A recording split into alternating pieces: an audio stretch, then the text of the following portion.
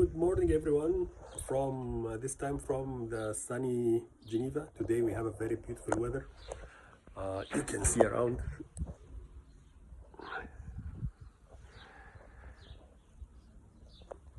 Very nice weather today.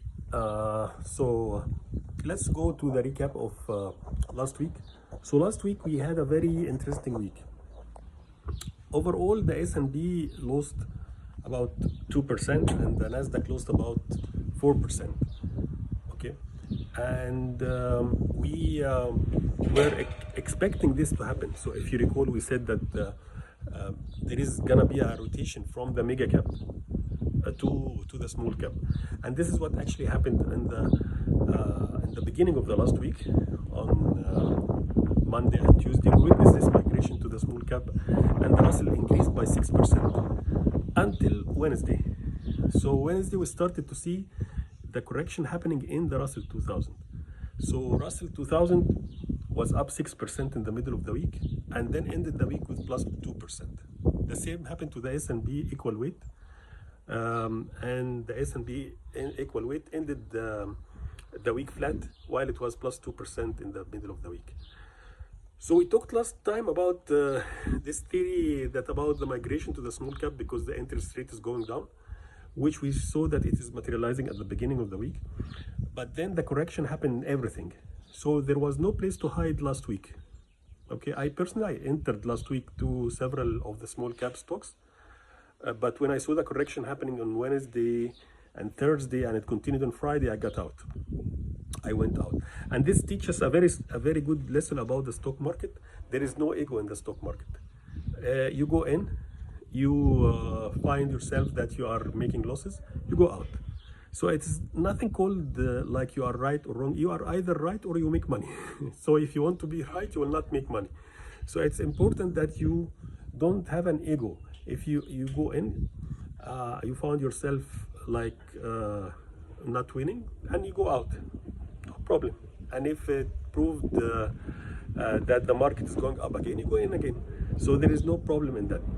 So anyhow, we see now that there is a correction that's happening across all the sectors. There is no place to hide, and we have two options from you. We know that the mega cap will correct, and they were correct because actually the S&P after the reduction last week of 4% is still 20% year to date. It is one of the best years. 20% year to date is one of the best years that we ever had. The S&P was 18% year to date, and today it's 16% year to date. It's one of the best years that the S&P had. So they have to correct, and we normally say that there is a correction that happens like of 5%, that happens like 2 to 3 times per year. We had it only once this year on April. That's it. We didn't have a correction. In April, we had the S&P correcting by around 5%, and the Nasdaq corrected by 7%. So this is the correction that happened in mid-April. And since then, we didn't have anything, neither before nor after. The one before was in October 23, where we had 13% reduction in S&P, in Nasdaq, and the S&P had about 10% reduction. Okay, so we normally say that it's fact, it's proven.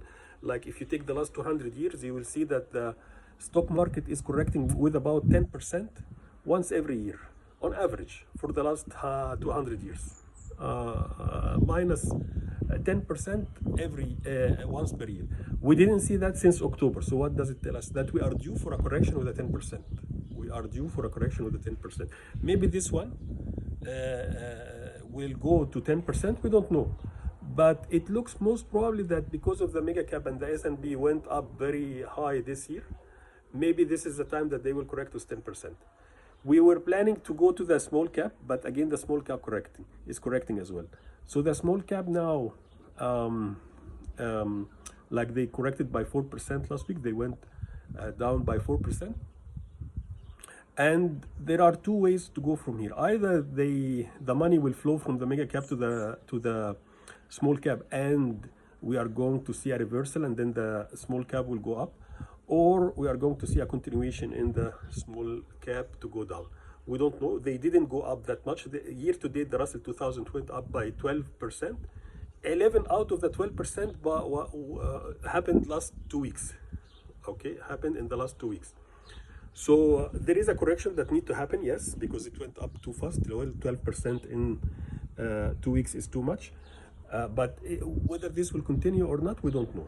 So if the Russell 2000, and this will be my strategy for the next week, if the Russell 2000 like flatten and started to go up again, I will go in. If not, I will stay out.